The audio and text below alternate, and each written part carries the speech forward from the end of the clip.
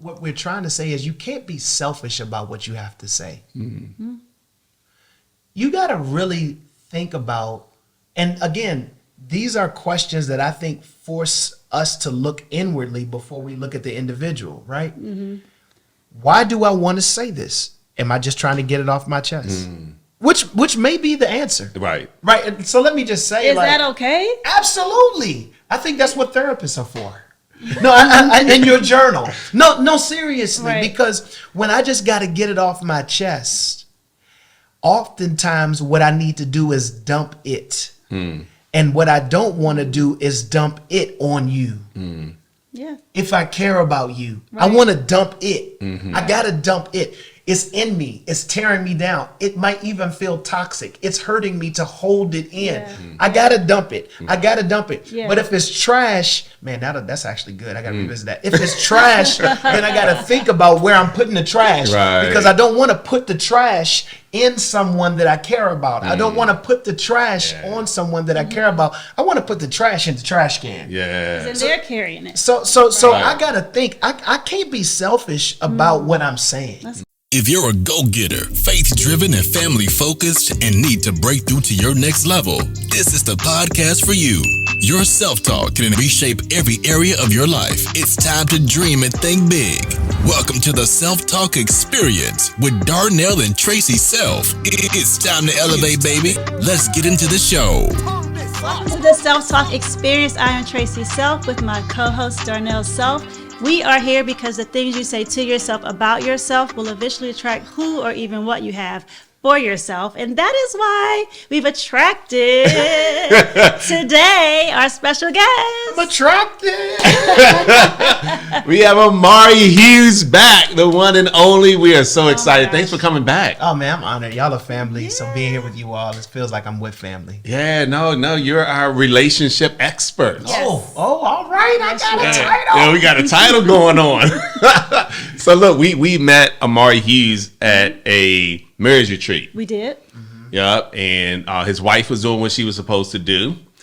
One of my best friends now, but she was being a blocker. Protector. I like the word screener. Screening. Oh, okay. Screening. Mm-hmm. She was. Is that what she was doing? Filtering. But she was filtering. She sure was. She had a list of questions for me. Oh, man. But it all worked out, right? Yeah. And we're really grateful and thankful for that marriage retreat. Mm-hmm. And not only did we gain an opportunity to communicate better, to be better, but then we also gain family. Mm-hmm. Yeah, absolutely. You guys. Yes. Oh, man. You know what I mean? So thank you. Yeah. No, thank you. Yeah. So help us. Tell us something. No. Go. No, well, I will say this, and then I'll be really silent. I was thinking when you all were having me come over, this is such a big deal for you all to have gotten to a place where you are 100 episodes in. Woo! And I thought that was worth noting and celebrating. In my mind, I can't get away from what I do. In my mind, I thought about in scripture, there's this word Selah. And Selah is a word that sometimes is placed in scripture. It just means pause and consider. Like take the time to pause and consider. Don't just rush beyond the moment, but take the time to pause and consider. And I just thought on 100 episodes, certainly it's worth pausing to consider, like, man, y'all have done so much work, come so far. And I think it's worth celebrating. So don't just rush through it, but pause and consider, how dope this is. I appreciate that. Yeah. So you should pause and consider helping me to get a massage, sending me on a vacation. I didn't say that, Trace. I did not. I have it. I can take care of all things. Well, listen, man. We happened to hear a message recently that I thought everybody needs to hear this. Oh, man. You were talking about communicating using discernment and deciding, what you should say, how you should say it, when you should say it. Right. I know this message now. Yes. Yeah, and I thought, because it hit me, and I was like, okay, I think we're pretty good friends. I wonder if there have been times where he's like, I want to say it to D, but should I say it? And if I do, how should I say it? When should I say it? So let's talk a little bit about that. Well, before, Yeah. I was thinking the same thing, but I was thinking, I sure hope he doesn't tell me. So whatever it is, just It's keep such a it to safe yourself. space. I appreciate I'm the not honesty. open. I'm not open. Don't I- share. That It's is okay. so untrue. So that's so interesting. To answer your question or try to start talking about this subject, Darnell, listen to what Tracy just said. Tracy just said, like, I'm not open. I think before you start to share anything, one of the things, and this is not just for you relationally when it comes to like, you know, you and your partner, you and your spouse, but also I think about this in terms of organizational leadership, which is something that you all know very well as well. It's really important for you to discern receptivity. Yeah.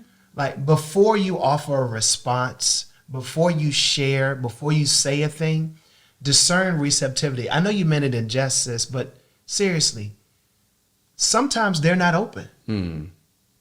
What if there's a person on your team, you see great potential for them, but man, for whatever reason, they're not open.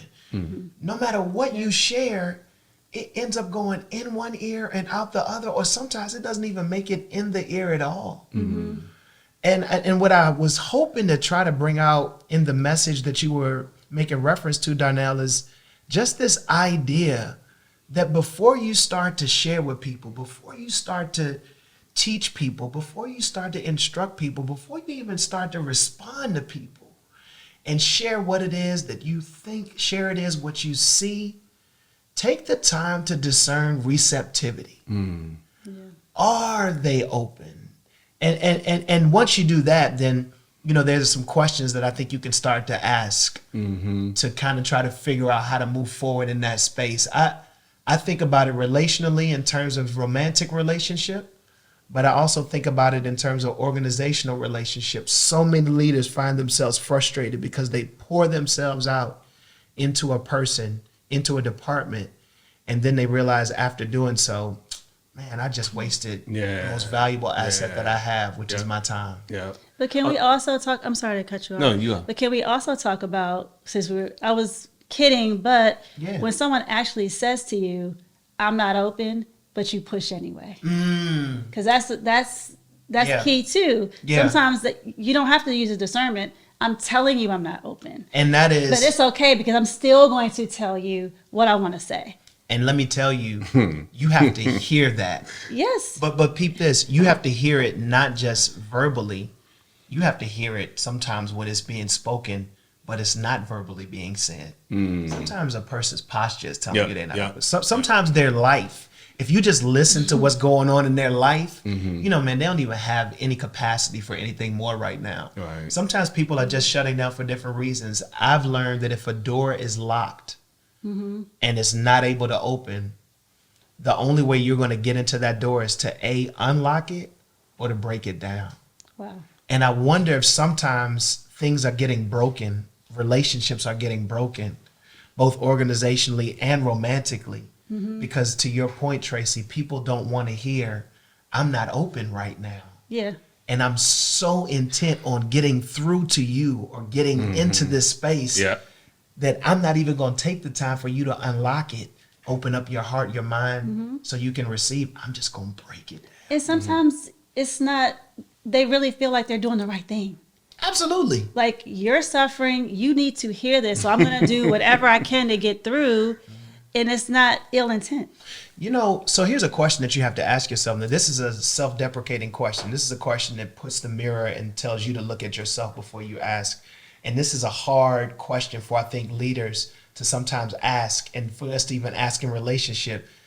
Do I want them to learn or do I want them to listen? I can't answer that. But as a person, you have to. Are you interested in them learning? Or are you interested in them listening to you right now, to what you have to say, to what you want them to hear, to what you think is very important? Who's it about? Who is this really about? Yes. Because we've learned as parents, you all are parents, my wife and I, we're parents. There are some lessons that our children are going to learn, not because they listened to us, but because they lived life. You know, sometimes the door is shut for a reason, to your point. And so I got to ask that question. Which one is more important to me? Them learning or them listening to me? Because that can cause you to say, let me That's step. good. Yeah. That's So good. let me What were ask you you this gonna question. say? Yeah. So sometimes, there are relationships that you have, but the different relationships, you are, in my opinion, I'm just use me. In my opinion, there's relationships where I can easily see and discern whether that person's going to be receptive. And then there are relationships I really don't know. So are there like qualifying questions, or are there, something you go through in your mind to help decide or decipher whether this person is going to be receptive or not? Yeah. I'll say at the onset, I look for learners. Okay. Like this is particularly now talking to Darnell and Tracy as major organizational leaders, right? I look for learners organizationally. I look for people who are already indicating, hey, I'm trying to learn from people and sources outside of me. Right. I look for people who are reading actively. I look for people who are listening to podcasts and listening to other sources of information. Yeah. I look for people who are putting themselves in environments in which they can be taught, because part of what I discern is just going to be based on my observation of this individual. Okay. Right. Yeah. But then once I start to get more intimately intertwined and I start to get into it with this person, then there's where I need to really start to discern receptivity. Is this person open right now? And I try to ask questions before I share. Mm-hmm. So sometimes I'll come in and I'll say to the person before I say anything else, hey, how do you feel about me giving you some feedback on what it is that you just said? Mm-hmm. Are you open, or did you want me to just listen? I actually asked that question now. I asked that question as a husband too. I just want to give myself credit. I now ask that question as a husband. I asked the question, hey babe, so thank you so much for sharing. Was I supposed to respond, or did you just want me to listen?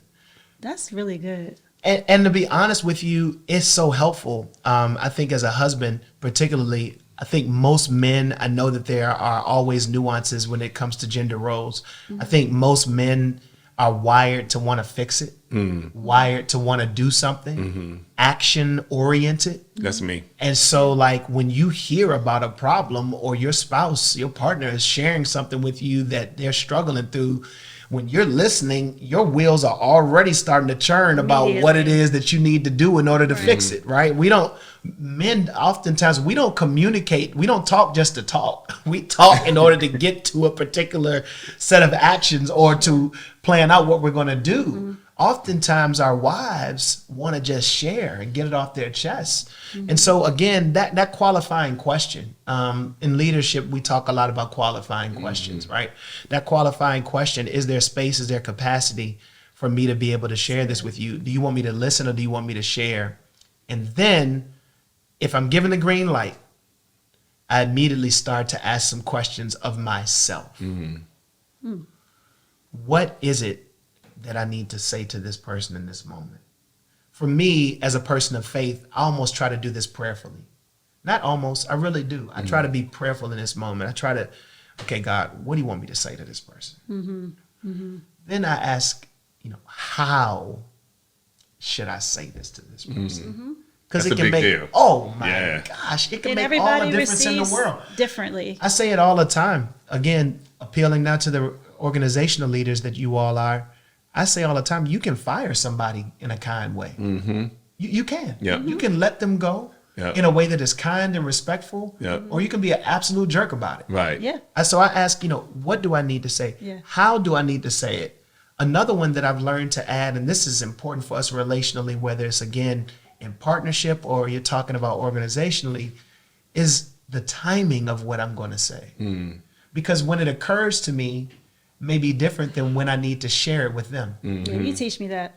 Timing. It's always timing. Yeah. Oh my gosh. It makes all the difference in the world. Yeah. You've been thinking about it all day, but Dee's been working hard all day. And so when you all come together, if you've been thinking about it and you're ready to get it off your chest, but he's been working hard all day and he's tired, then when you say it, it's probably not the best time Right. You're gonna bump heads for it to be said. every time. Yeah, But you also taught to ask for the time. absolutely. I Right. think you got to know that about the person that you're dealing with when it's one-on-one.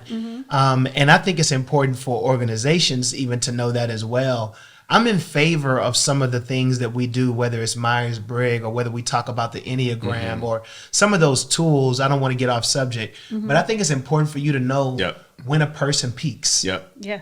when they're at their optimal self. Yep. Is that morning or is that in the evening? Is that midday? Yep. It's different for different people, Yep. but that's when you want to try to appeal to people. That's So really timing helped matters. us out too, Omari, Yes. because knowing what triggers people and puts them in their worst self and what motivates people so that they operate in their best selves. Right. And that's really helped us to lead people because the same thing said to two different people can lead to two different results. Absolutely. You know what I mean? Yeah. And so, and it's funny because you said you can even fire someone in a way where they're actually like, oh, thank you. You did. I actually had You've someone done tell that me thank before. you for firing them. Wow. Yes. Wow. Wow. Yes. And I just told him his talents supersede any role I have for him. Yeah. And Yeah. he was like, thank you. Yeah. No, it can happen. It can happen. I mean, in my mind, it's not the same thing that we're talking about, but I know many people know this young woman. Her name she's an amazing entrepreneur, Pinky Cole. Oh, yeah. Her company is Slutty Vegan. Uh-huh. And she talks about the best thing that ever happened to her was being fired. That on the day that she got fired, because her company that she was working for at the time found out that she was also starting this food truck at the time called Slutty Vegan. The day she got fired because they felt like her job or what she was doing was in conflict was the same day that she got an opportunity to make food for Jermaine Dupri and Snoop Dogg, and that video went viral.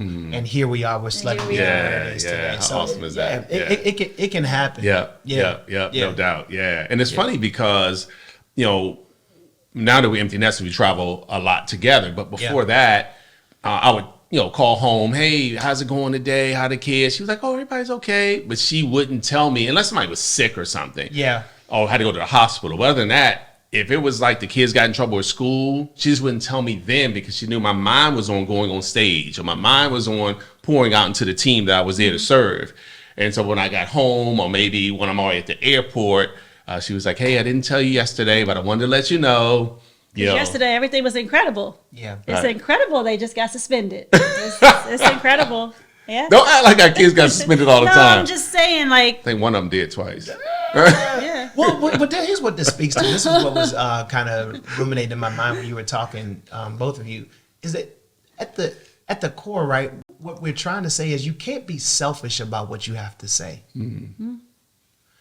You got to really think about, and again, these are questions that I think force us to look inwardly before we look at the individual, right?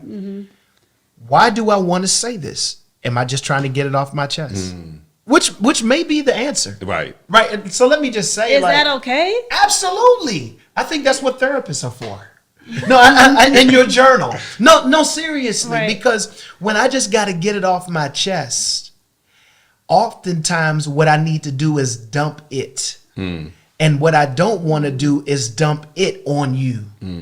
Yeah. If I care about you, I Right. want to dump it. I got to dump it. It's in me. It's tearing me down. It might even feel toxic. It's hurting me to hold it in. Yeah. I got to dump it. I got to dump it. Yeah. But if it's trash, man, that's actually good. I got to revisit that. If it's trash, then I got to think about where I'm putting the trash. Right. Because I don't want to put the trash in someone that I care about. I don't want to put the trash on someone that I care about. I want to put the trash in the trash can. Yeah. And they're carrying it. So Right. I gotta think. I can't be selfish about what I'm saying. That's good. Right? That's good. I gotta get rid of this. That may be something that needs to. I gotta warn this person. That may also increase the pressure. You find out about something's going on with one of your children, and you're like, "Oh my goodness, I gotta get this to them before it's too late." Right. There's pressure. Right. Right. Right. But then there are these times when you just wanna if we're honest, I always like doing this work because I feel like because I'm a pastor, when people come to me, sometimes what they like to do is pretend, and I always like ripping that trash off and being like, don't act like you're not a real person. Because the reality is, like, sometimes you just want to say it.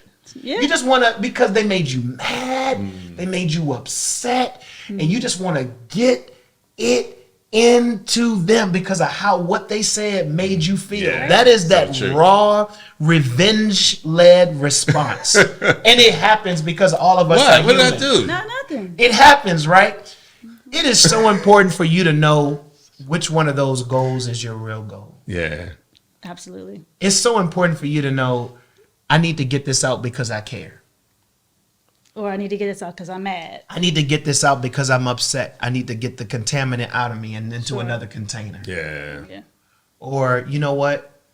I need to say this because I just feel like it needs to be said. If you know that that's where you are, that's a selfish that's a selfish goal. That is. Now, I'm not saying this. I'm not judging it. I'm just saying it is selfish. Sure. It is focused on what you want. There's no concept of the benefit for that individual. Yeah. And you have to own that because there are consequences when it is that we communicate in a way that's careless. Yeah. Careless, not just in terms of reckless, but careless in terms of it's not based on compassion for you. Wow. It's not based on compassion for That's you. good. Wow. Right? Sometimes we think about carelessness as just recklessness. But carelessness, I want to say in this moment, can also be thought about, man, I'm saying something, but it is not being communicated because I care for you. And I guess that's why how you say it is important, right? Because you can come across as accusatory, or we can come across as compassionate. You know, like, I really do have a concern. Not, I can't believe you, right? But I'd love to ask you this question because I feel like, right, and I think that's a little different. We've talked about that on a previous podcast, and in fact, you brought it up when you were saying that, you know, different people do things different ways, That's and it doesn't exactly. mean they're wrong. It just means it's different. Yeah. That's exactly what I was thinking about. Yeah. I was thinking about, you all can relate to this again as parents. I make reference, to their family because I've been blessed to know their family. But you all are parents, and you've talked to me and talked to Natalie and I, both my wife and I, about how you deal with each one of your children in a totally different way. Yeah. Now, what has probably happened over time, I would imagine, without a direct conversation in which it may have been laid out, is that you all have learned how to talk to Makai. You've learned how to talk to Milan. You've learned that what Yeah. works for one Right. doesn't work for Malik. So what Yeah. you know how to do is to communicate in a way that's going to be something that they are able to receive. Yeah. A lot of times when we're in relationship with somebody, whether it's organizationally or romantically, we don't know that, and we don't ask the question. So tell me, like, how can I best communicate with you when I need to share something that may be a critique? Yeah. Yeah. Yeah. How can I actually ask this of folks who are talking about, like, our church, our organization? I ask the question flat out. Yeah.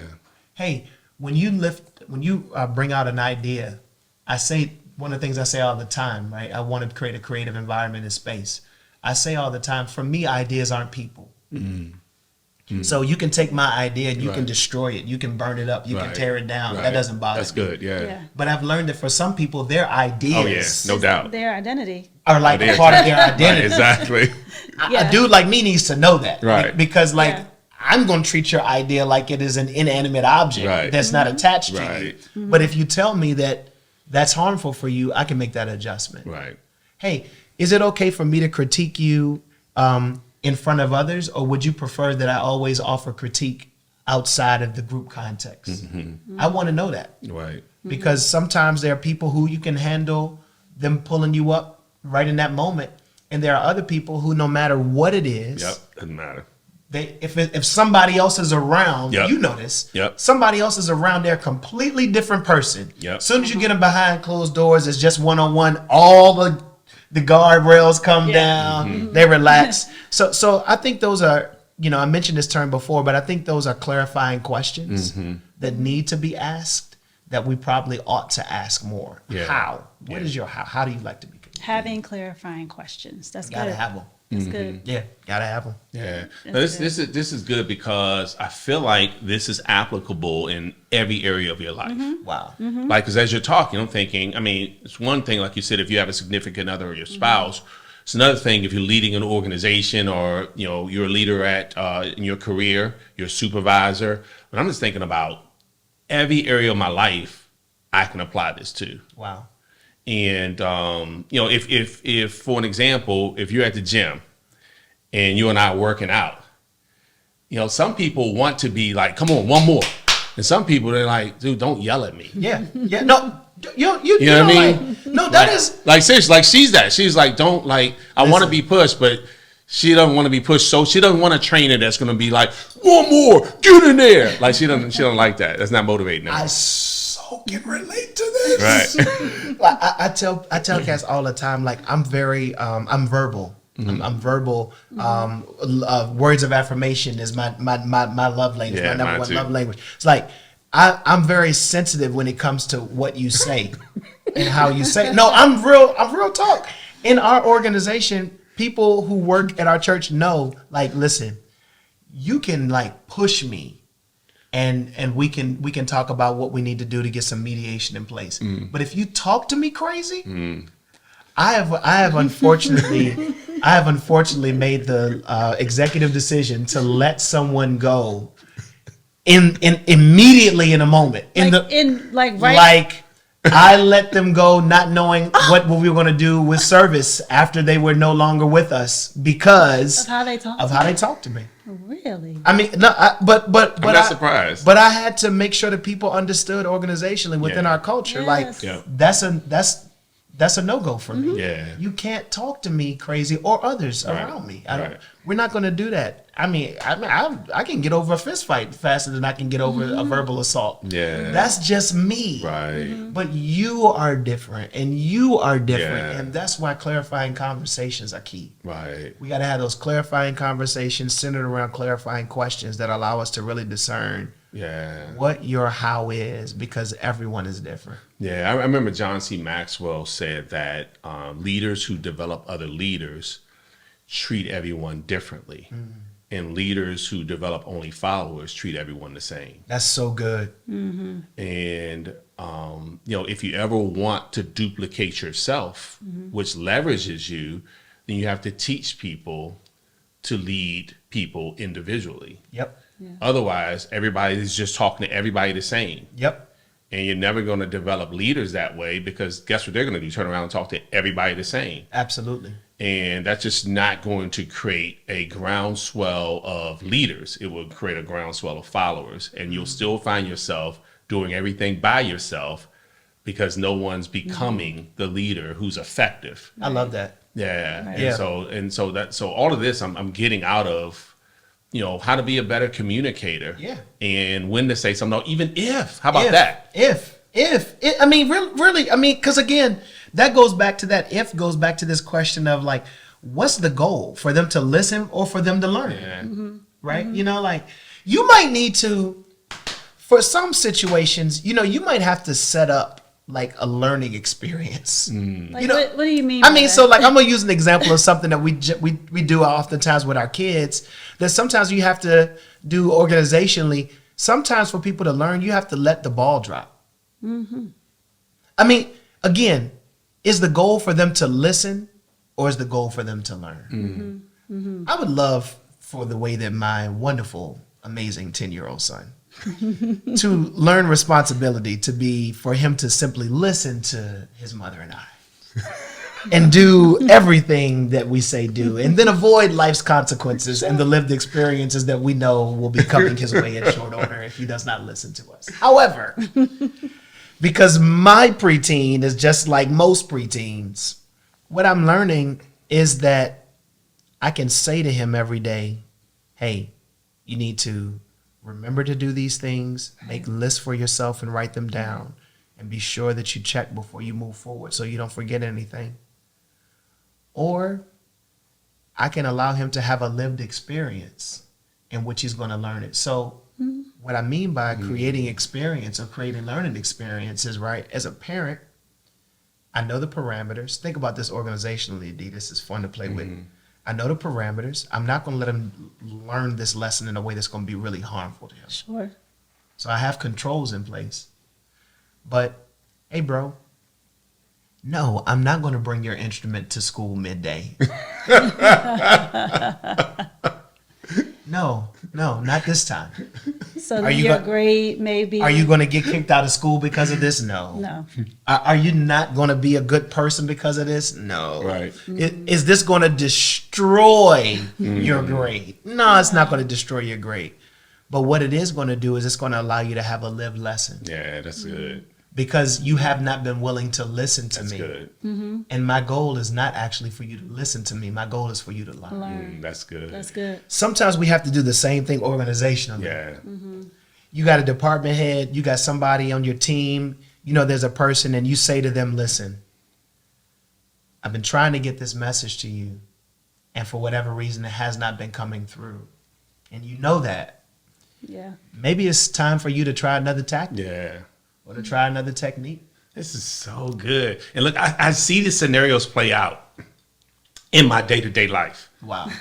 I see them all. And I'm like, ooh, but now that you're saying it, now I'm applying it to what I've seen. For an example, I was in Atlanta airport just a few days ago. And a flight attendant told the pilot, we're both at this line of Starbucks. The flight attendant told the pilot, hey, can you wait and get my coffee? I've got to go ahead and get on. Boy, he's like, yeah. So they called her name. I'm watching this play out. He grabs the coffee.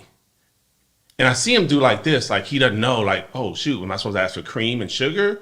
Because she didn't tell him. So he says to the barista, can I get some cream? She doesn't say sure. She doesn't say yes. She just turns away from him. Is she getting the cream or is she just being rude? We don't know. She turns away. She gets the cream, hands it back to him, but hands it like this. Ooh. He takes it, and he had an opportunity. He could say, thank you, could you speak to me? But he didn't take that time to teach her for whatever reason, because sometimes it's not worth it. She's not receptive. She never said hello. She never said no problem. She never said thank you, have a nice flight. Nothing. The door's not open. Right. He just walks away. He's like, he looked at her like bolted and walks away. She was not nice. So, second scenario, it shows you the difference in because you just never know where the person is and where they feel that person is. So sometimes it's where you are and you just got to get it out. Yeah, you just got to get it out. I'm going to say it. Yeah, like it doesn't matter. It doesn't matter if that person's receptive or not. And I'm going to let you know you were rude. So I was on the phone with your wife. Wow. And I'm walking out of a salad spot, getting a salad. And these guys who are always selling t-shirts outside the same salad spot, always. So one day I supported them. I bought two, in fact. So, but yesterday I was on the phone with your wife. So I'm on the phone and it's like, excuse me, sir. To come over and look at our t-shirts. And I said, oh, not today. I already purchased two. Yeah. All right, then. I couldn't hold it. I should have, because it was selfish for me to say it. But at the same time, I wanted him to learn. Yeah. Because I'm always I'm in teaching mode. And Yeah. sometimes teaching mode is not appropriate at every moment. That's welcome to humanity. But so I said, hey, you're not going to say thank you for your support. I appreciate you supporting me. Maybe the next time. Oh, yeah, no, my fault, man. I didn't want to interrupt you on the phone. But you already did to try to get my money. Yeah. But you didn't want to interrupt me to say thank you. I appreciate your support. Yeah. So your wife was like, always teaching. Yeah. But I couldn't. Yeah. Right. I could have. I chose not to. Yeah, yeah. And again, see that that's I think a large part of it is getting to that place where you're honest with yourself. Yeah. Like, this is not a moment in which I may be heard. This is a moment in which I just got to get this thing out. That's what I was going to ask you. In that moment, did you feel like he would be receptive, or in that moment you just had to get it out? Do you know where you were? I think because I'm so used to teaching salespeople, I feel like when I see a salesperson make a mistake, I want to help them. Okay. I immediately want to help them by saying, hey, look, you know you could do this. Yeah. You know you can say so. And two, I like when people appreciate. It's one of my love languages, right? Yeah, Words of it is. affirmation, appreciation. So I like when people appreciate me and say things like, "Hey, Yeah, look, I appreciate you. I respect you." Yeah. You know what I mean? So that was helpful to me. Kind of a Yeah, when that happened. So I think about all these little scenarios that happen, and sometimes it is selfish though. Like when I was flying, I'm always got these airport stories. Because you always on the go. Listen, Omari Hughes, I was flying.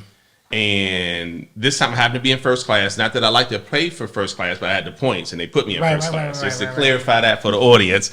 I like to pay for first. I know you do. So I say, hey, look, to the guy, we standing up right when we land. You know, everybody waits in line, right? They're waiting in line and to get off. And you're supposed to, deboard one row at a time. Yeah. So you got one row, the next row, the next row.